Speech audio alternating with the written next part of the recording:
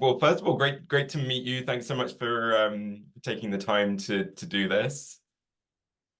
And Yeah, I'm really happy to be here. Thank you. I mean, thank you for offering to give me a slot, have me be a part of the conversation that you all have.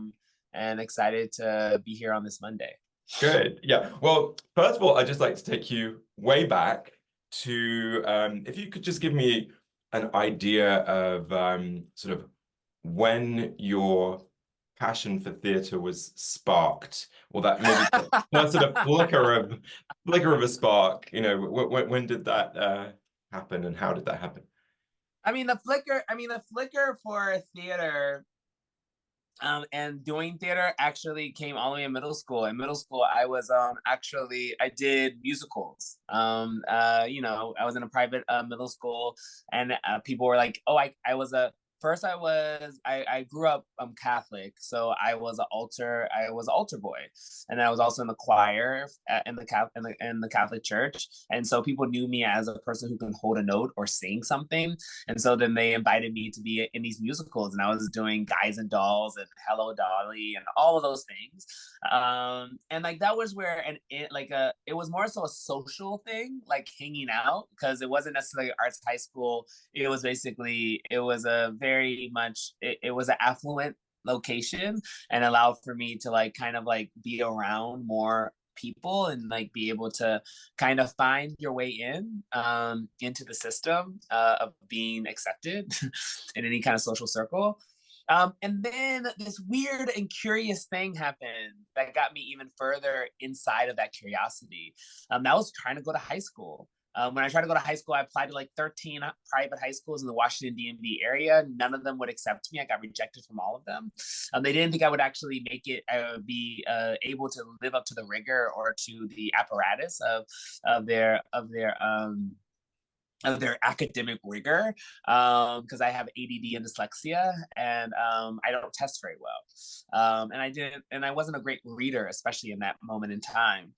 And so ultimately, what began to happen is that I was about to. It was actually really interesting because when my mom and dad had me tested for dyslexia and ADD to really like understand like what's going on with our son, the people who did the test on me, to like figure out what was happening inside my brain, they uplifted that they didn't think that I would actually be able to ever keep up with the academic rigor, that like I was actually going to be a setback. I was going to be like I will always be set back. And what was quite daunting was that the thing that they predicted felt like it was happening. I was finding myself consistently being rubbed up against this notion of you're not good enough, your brain is not good enough, you weren't designed good enough. And what ultimately came to be, and what it came into fruition, is that someone said, "Hey, he does these musicals." My parents didn't want me to go to like a big old public school in Washington D.C. area, because I would have been one of 500 in my first year class. Wow. And so I was invited. Someone said you should apply for Duke Ellington School of the Arts, which is the arts high school, the historic Black arts high school in Washington D.C., founded by Mike Malone and Peggy Cooper Fritz. And so I applied to be in the voice department. I was the last male to be accepted in the voice department. And then they were starting this musical theater department or process. And I was like, yeah, why not? And so then I just kind of said yes to the curiosity point. And I haven't stopped ever since. I never stopped being curious about theater. So I will say that I have a love for the curiosity of what theater can do. I have a love for the curiosity of how theater has been a salve in my life and has changed my life and created healing in my life. And I'm grateful that when the roadblocks came, theater was always there to be the lever to open up the doors. Yeah. And apart from the productions that you were kind of involved in yourself early on, did you get taken to like to see some musical theatre or any kind of theatre?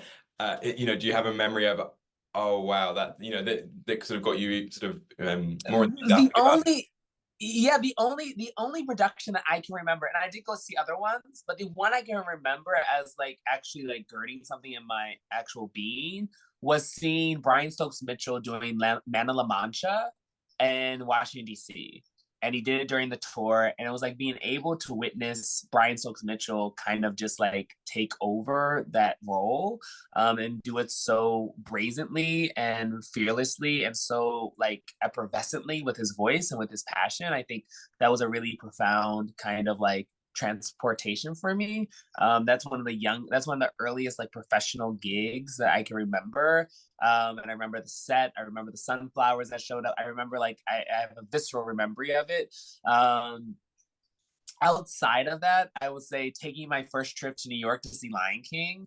And then I would say after that, it would be watching Wicked, and seeing that moment of flying, actually showed me where true magic can show up inside theater. I got transported as she flew on that last song before Act One closed, and it really took my breath away. So like I have these moments of my breath being taken away, that allowed for me to like really be awe-inspired by this craft and this form and what people can do with built space if they just have the time and the ingenuity to like make something happen. And what sort of age would you have been when you saw Wicked? Oh, Wicked would have been like, we are in probably college. Like this was when I was at NYU. When I was at NYU, that's when I saw Wicked. I was probably like my second or third year in Duke Ellington when I saw Lion King. And Man of La Mancha, I saw like my first year at Duke Ellington. So like this is really like high school. Again, like theater wasn't necessarily a part of my ethos when I was younger, besides just kind of the social ability moment.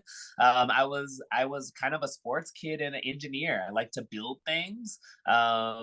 Give me a Lego set, give me an architectural design program, and I was in it. Like so, like all of those, like, and I literally like drafted houses, and like I would like pick the tile and all that stuff. Interior design was my thing. There's this element that where I currently sit, like the job I currently have, I like to say is the best of both worlds, where I get to have the conversation around architecting built space for the generative creative community, while also channeling like ritual and spirituality as a vehicle for human transformation. So the mixture between all of that actually is the dream position, and I think it draws into all my strengths. Yeah, I love you just mentioning that moment, that sort of magical moment of, you know, someone flying on stage, and it doesn't always have to be as grand as that, but also like you say, you were a little older when you saw that, but it doesn't mean that it captures your imagination anymore, you know. Those are just the moments that I think, yeah, so many of us will. Yeah. No, when you're embodied, like when you are in your body, when someone is kinetically like traversing and expressing themselves, and they become like the sun, like literally they feel like the universe is like we are all orbiting their existence. That is magic. And like that's what those moments are, where like we are starting to we start to understand that, like we understand that the God force actually, we are witnessing a God force. It could be our own internal God force, it could be someone else's God force, but we are actually bowing down in that one moment to like source showing up and like actually shifting how we see the world. And so it's like that's what those moments were for me. It's that like in those moments, at that moment in time, those artists, those humans channeled an energy that reminded me of the presence of a higher power and gave me a relationship to the fact that like I can somewhat have access to it myself if I just kind of do maybe these things or kind of chart in these ways. And there's a lot of humility inside of it, and there's also a lot of like deep exaltation and like like promise inside of it, like i.e. case in point, I'm gonna talk about Beyonce. So like I went to see a Beyonce concert. You're like, this is not theater. We're supposed to be talking about Beyonce. We're not supposed to talk about Beyonce. But why not? Beyonce should always be brought in. The Beehive is always here. So like so what was really interesting about Beyonce is that Beyonce's ability to construct built space and build that sacred space that we all are attracted to and all love is like, it's a God force. We raise it up as a deity. And what I love about the documentary is that she allows us to see that the God force that we love is just her rigor and her hunger for loving us that deeply, loving herself that deeply, loving her culture that deeply. And what it does for me, it reminds me that then we all can do that if we so choose. It is not an easy feat, but it is something that we all have the access to do. We all have the access to cultivate a renaissance for our own community, for our own people, if we so choose it to be. Before you arrived at National Black Theatre, how would you describe your own kind of experience or journey of navigating the world of theatre, maybe even training to, or the professional world of theatre, as a Black queer creative, young Black queer creative?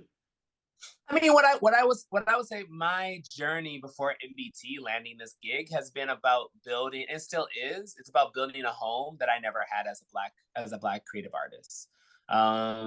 It's building a space where I could actually find a space that looked like me, felt like me, taste like me, was interested in the things that I was interested in, was going to pour into the things that I felt like were important. When I was left NYU, there wasn't a space like that. So then I founded a theater company with a group of friends called the Movement Theater Company. And then from there, founded a producing entity with another group of friends called Harlem 9. And from there, produced a show so that you know what I mean? So like I've always been in a space of being curious about the architecture of home and the space of what home looks like. And a lot of it is leaning into the fact that I didn't somewhat feel like I had that vibration of home. I had access to that vibration of home. I always like to use this as a moniker or as a benchmark. Ailey as a vehicle awakened something inside of Black dancers around the world. It awakened Black dancers in my community for sure to aspire to something different, because there was a home that was founded by a fiercely dedicated Black man, ran and empowered by a Black woman, searching to really figure out how to make this national, global entity that could hold the bigness of who we are. And if we think about that actually, even if my friends never danced at Ailey, even if my friends never wanted to, would never even like, or would dance at Ailey, the idea that Ailey existed created something for them to bounce ideas off of, to be like, oh, I don't want to do that, or I do want to do that, or how do I find my own space inside of that, right? For theater, a lot of those spaces were myths, legends, historical facts. What do I then bounce up against in this present tense? What do I then bounce up against in this real reality tense, right? And then those spaces are codified, and not to say that NBT is perfect at it, but we seek to be so deeply and humanistically.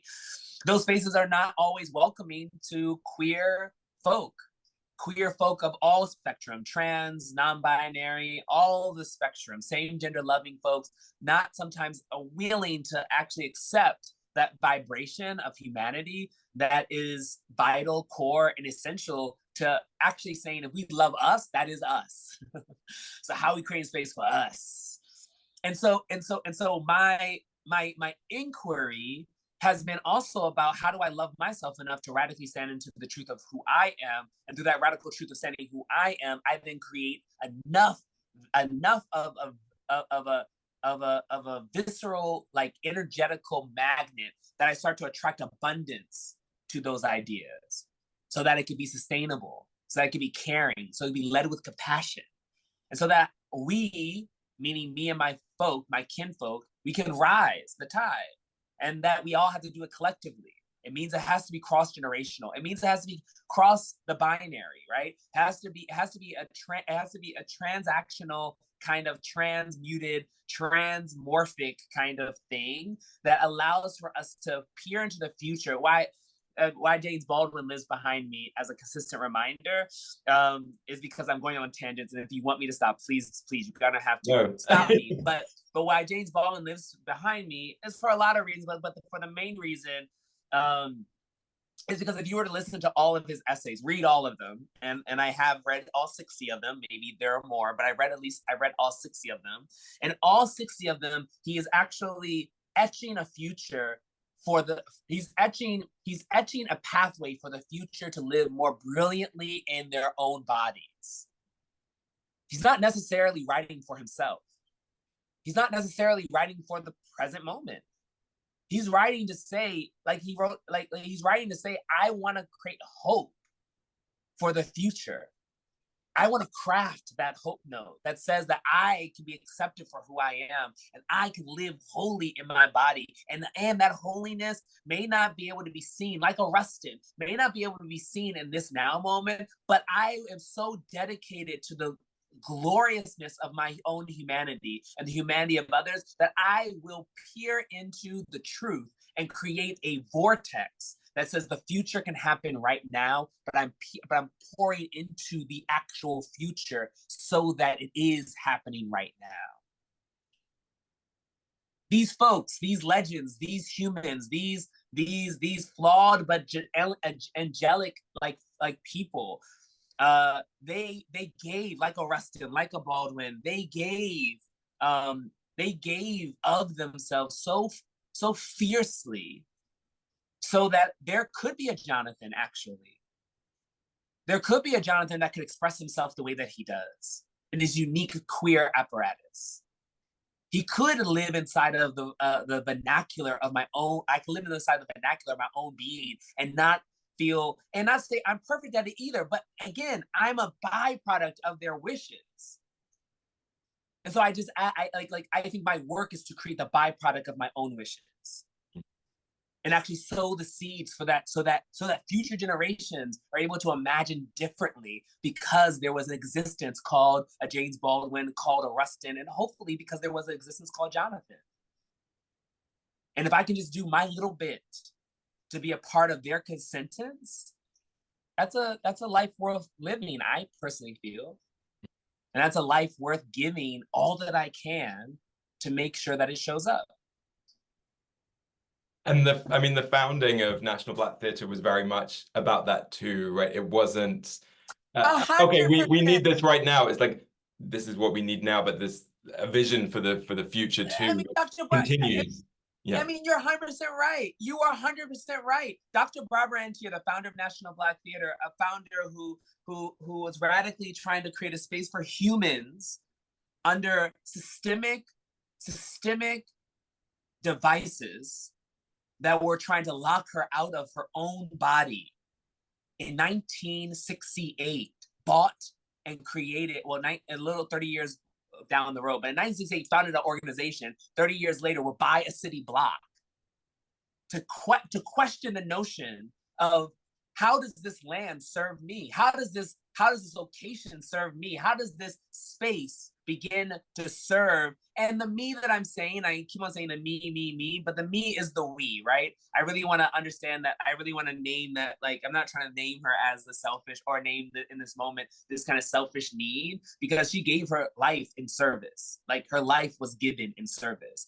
And I totally believe, and I appreciate you uplifting that in the forging or the founding of National Black Theatre, of like how that is also a person who really sets off the wings so that I can sail, right? She's at the apex of the flock, really creating all of this wind, because she bought a city block for an institution to have its home, for a community to have a space that was a permanent destination, that said that we came from kings and we are queens and we are royalty, and that the story is written that we are the complete grace note of humanity, and that when we are liberated, all humanity is liberated. That this was a woman who saw the future with such clarity, like a Jimmy, even like a Rustin, that she created a permanent North Star for us to pour into. And I've just been having the privilege to be one of the people to pour into that North Star,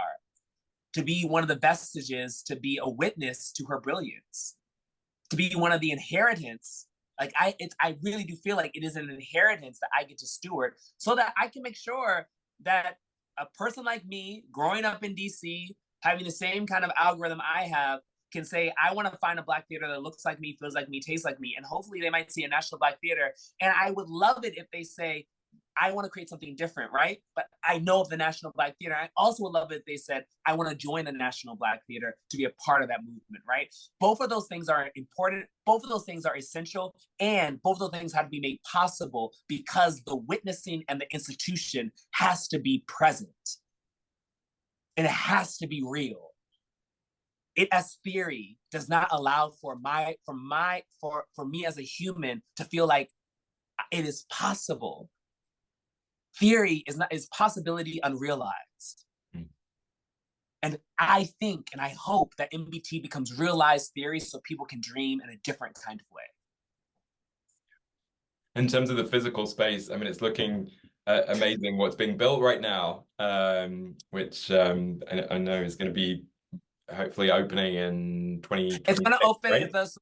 yeah. So right now we have thank you for asking. So you're doing great. I'm just on the channel. So we are building a so on the corner of 125th Street and 5th Avenue. If anyone wants to come to Harlem, I hope everyone will.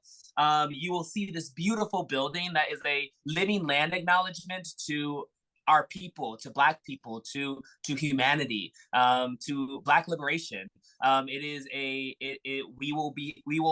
National Black Theater will own and occupy about 27,000 square feet inside this building. We'll have 2 new theaters inside of it, plus rehearsal studio, plus a construction site to help to build transformation or build jobs, help to build those jobs up.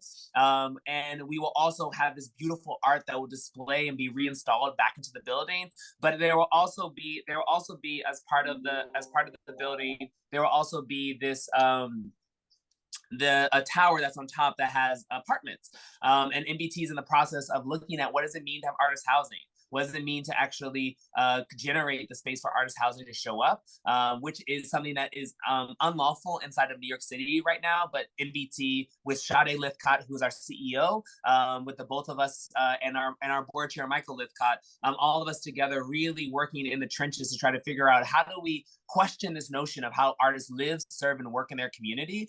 So with our developer, who is Ray and L&M, we are going to launch a pilot program that will allow for artists, that will seek to allow for artists to live inside this building and allow for them to have this kind of this really idea of seeding their own permanence. And we think about the renter economy, it is a fragile economy that makes people always vagrant. They actually don't have, they actually are living by the very whims of the economic system that at this juncture is unsustainable. It really does not allow for an ecology, a dexterity of humanity to show up. It only allows for a set group of people who have a certain amount of job or a certain amount of access to inheritance or to wealth to be able to call this place a home. And so MBT hopes to be a place where we'll do our small part in helping us to really rethink how we create home for artists, and particularly Black artists, and how we create the salve so that community who is the community that helps to create the economic beauty and the diamonism that we know as New York City. Without the art in the city, it is not the same. It is robbed. New York City is not who we all want it to be or aspire it to be. So that's a little bit of the project. The MBT space will be given to us in 2026. And we will start doing some light programming in 2026 with full-on programming in 2027. That's the projected plan. And we're just deeply excited. It's a gorgeous building. Whenever I go to visit, something new is happening that reminds me almost like to pinch myself with deep gratitude that we have been able to not only make this happen, but that it is happening. And that it is going to be a testament to the beauty, the rigor, the foresight, the fortitude of what a Black woman did for her community to have a national space that will live in its permanence for the service of future generations. And what about the current season? Is there anything you'd like to say just to give us a flavor of that? Yeah. Yes. So the current season, thank you for that. So the current season, what we have currently right now, our season is themed the Defiance of Our Bloom, which is really looking at how we as humans really bloom in the defiance of, in spite of. How are we creating the blossoms, the flowers, the fruits that allow for us to really live in the resiliency of our own brilliance. Nature teaches us how to be resilient. And so this season, we're actually taking the time to actually honor nature's lessons, i.e. like for instance, this is a little bit of an anecdote, but a volcano will create when it actually erupts, the lava will destroy all the life around it, right? But come to it 100 years later, come to it 1,000 years later, that soil is actually the most fertile soil in the world. New life can grow from that ash that lava was able to produce. And so new life is able to then grow, and what you have is a flourishing ecology of a lot of life, right? And so if nature can teach us that, how can we be also defiant in our blooming, right? How can we be durational in our hope? How can we be durational in our actual courage to live in the center of our heart and our beliefs? So that season has started off with Pray, which was a critics pick, and we did that in the fall. Then we have Pearly Victorious, which is happening right now. People can come see it on Broadway with Leslie Odom and Kara Young. It's a piece by Ossie Davis that hasn't been seen in almost 62 years on Broadway. So we're doing the first revival of it. So we welcome people to engage with Ossie Davis, the legacy of this fearless and fearful and fearfully loving human called Ossie Davis, and hear this grace note that he wrote for us as a community. And then we are moving forward with the season with workshop productions of 2 pieces that we've been in commission of. One's by Oyame called Packages. It'll happen at Telsey Factory in April. And then the other one is Blood Work by Kristen Adele. That'll happen in June, in the latter part of June. And then the other main stage production that we are doing is called The Gathering, a collective sonic ring shout. What's so significant about The Gathering, a collective sonic ring shout, is that it will be happening in our nation's capital. We are being able to transfer a show that we did at the Apollo all the way down into the Washington, D.C. area.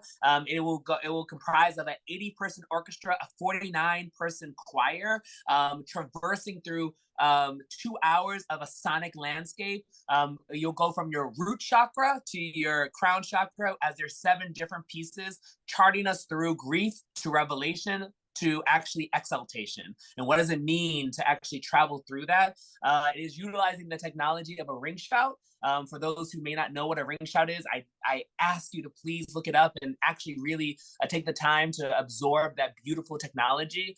A ring shout, which mainly comes from the Ivory Coast on the continent of Africa, traversed through the transatlantic slave trade, mainly resting in the Gullah Geechee culture in the Carolinas, where it would be the Black church. And I love to say, if you ever saw Beloved, the film Beloved, there's a scene in Beloved where there is a elder Black woman living in the center of a tree stump, and people are walking counterclockwise. And that is a little bit of an example of what a ring shout could be. This call and response that happens through a rhythmic beat, through the liberation of one's body, and all of that actually creating the elixir for someone to find their own spiritual salve to meet the oppression that lives inside of our everyday lives. As I love to say, that we can always change the world internally, but externally, we have to also live inside of a world where people may not know what that change may look like, but how do we still stay as the change agent that we were crafted to be? So that's a little bit of the season and what we have charted out. It's a lot of big, juicy, beautiful programmatic offerings that vary and that also allow for us to deepen our roots, to actually expand our possibilities in loving each other, holding each other up, and moving the conversation of what does it mean to be human today.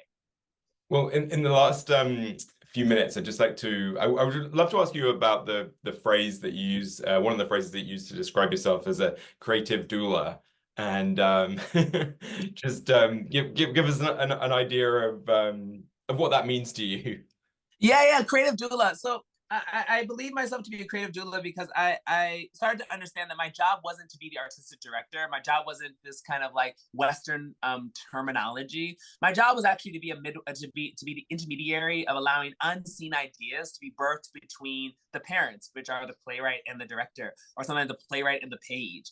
And that my job is to create a 360 care apparatus, as doulas do, that allow for an artist to come into relationship to their fullest potential, and from that fullest potential actually transcend and actually go beyond to the newest feat. So that's really what creative doula is. It's a term that I have lovingly defined myself as, to get out of the Western idea of artistic director and get into the indigenous idea of what I see myself doing.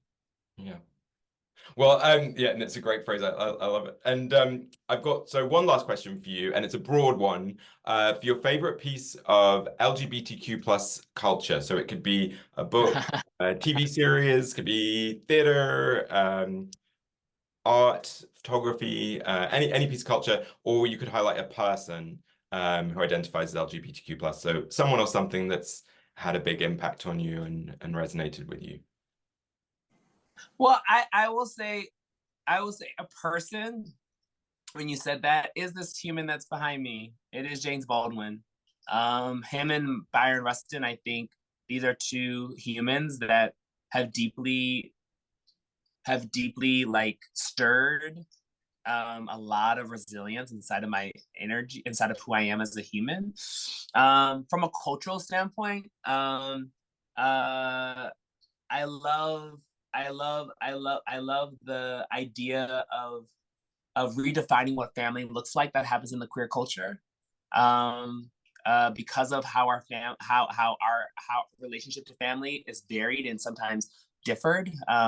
Living in a heteronormative society, our existence is othered on a lot of stands and not seen as equitable sometimes way of existing. So we find new ways of family in order to be able to survive.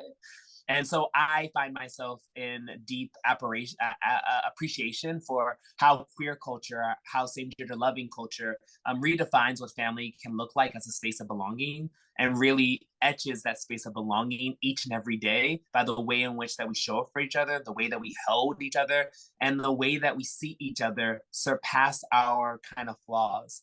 And not say it's perfect, not say that it is crafted with no like friction inside of it, but it is elevated to a space where it is a salve, and it actually allows for many of us to not feel isolated inside of a desire to feel wanted. Well, Jonathan McCrory, thanks so much. Thank you. Like chatting with you, and yeah, I'm looking forward to the next time. Yeah, let's do it again. I'm here for it.